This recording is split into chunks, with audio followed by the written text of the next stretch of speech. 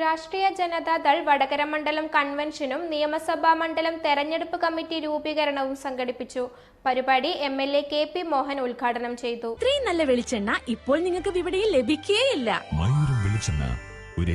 Service സഹകരണ bank സംരംഭം.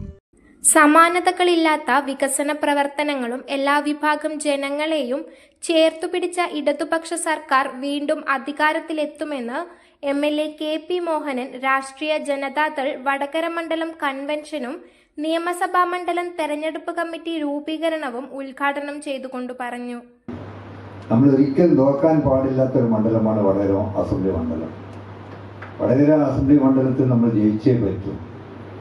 എന്തൊക്കെയാണ് മാർഗം എന്നതിനെ കുറിച്ചൊന്നും ഞാൻ പറഞ്ഞ പോലെ തന്നെ ബൂത്ത് കമ്മിറ്റികളൊക്കെ ഉപയോഗിക്കുക. ബൂത്ത് കമ്മിറ്റിയിൽ അവിടെ എല്ലാവരും തന്നെ പങ്കെടുക്കുക. എന്നിട്ട് പഞ്ചായത്ത് കമ്മിറ്റി ഉണ്ടാക്കുക, മണ്ഡലം കമ്മിറ്റി.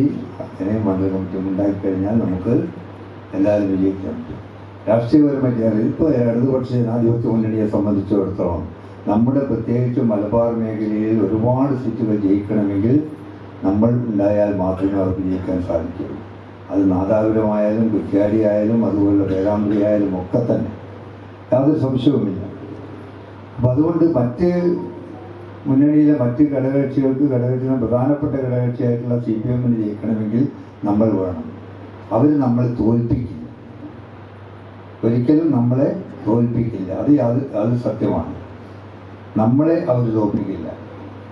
അതുകൊണ്ട് നിർബന്ധമായിട്ടും ഇടതുപക്ഷ ജനാധിപത്യ മുന്നണിയുടെ ഒരു നല്ല കൂട്ടായ്മ ഉണ്ടാക്കിയെടുത്തുകൊണ്ട് നമ്മുടെ ഈ തെരഞ്ഞെടുപ്പിൽ RJDയുടെ സ്ഥാനാർത്ഥിയെ വിജയിപ്പിക്കാൻ നിങ്ങളെല്ലാവരും ഒരുമ്പെട്ട് പ്രവർത്തിക്കണം എന്നതാണ് എനിക്ക് അഭ്യർത്ഥിക്കാനുള്ളത്. മണ്ഡലം പ്രസിഡന്റ് കെ കൃഷ്ണൻ അധ്യക്ഷത വഹിച്ച പരിപാടിയിൽ ദേശീയ സമിതി അംഗം മനയത്ത് ചന്ദ്രൻ, സംസ്ഥാന vice president EP Damodaran master, ജില്ലാ പ്രസിഡന്റ് MK ഭാസ്കരൻ, സംസ്ഥാന കമ്മിറ്റി അംഗം Vimala Kalathil, PP Rajan, advocate Baiju Raghavan, Prabeesh Adiyur, Kiranjith P, M Sathi, Mahesh Babu NP എന്നിവർ സംസാരിച്ചു. ഇപ്പോൾ കേന്ദ്ര ഗവൺമെന്റിന്റെ ഒരു ഉപകരണം മാത്രമാണ്. 2022 നരേന്ദ്രമോദിയും അമിത്ഷായും കൂടി ആലോചിച്ചുകൊണ്ട് ഒരു പരിശോധന നടത്തിയപ്പോൾ 24 പാർലമെന്റ് തെരഞ്ഞെടുപ്പിൽ BJP തിരിച്ചു വരികയില്ല എന്നവർക്ക് ഉറപ്പ് ലഭിച്ചു.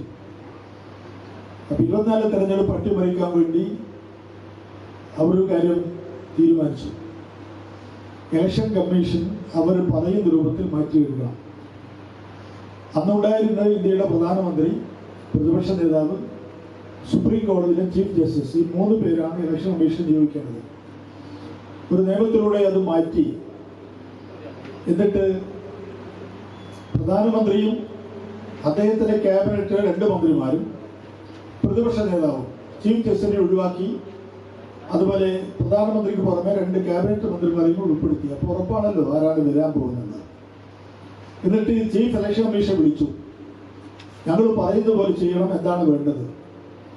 അപ്പോൾ അദ്ദേഹം പറഞ്ഞു, ഞങ്ങളുടെ പേരിൽ ഇന്ത്യ രാജ്യത്തെ സിവിലായോ ക്രിമിനലായോ ഒരു കോടതിയിലും ഞങ്ങളുടെ നടപടികൾ ചോദ്യം ചെയ്യില്ല.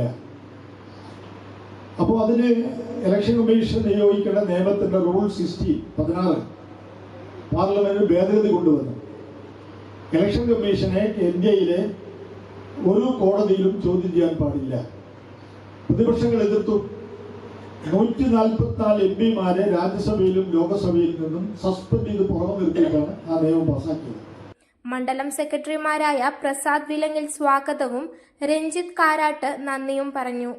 21 അംഗങ്ങളടങ്ങിയ തെരഞ്ഞെടുപ്പ് കമ്മിറ്റിയുടെ ഭാരവാഹികളായി PP രാജൻ ചെയർമാനായും, CP രാജൻ ജനറൽ കൺവീനറായും, VP നാണു ഖജാൻജിയായും തെരഞ്ഞെടുത്തു.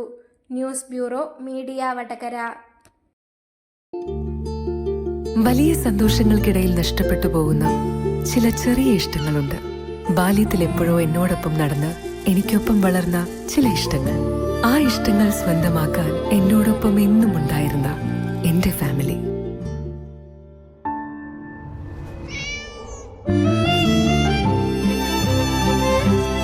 എന്റെ ഇഷ്ടങ്ങൾ എന്റെ ഫാമിലിക്ക് അറിയാം.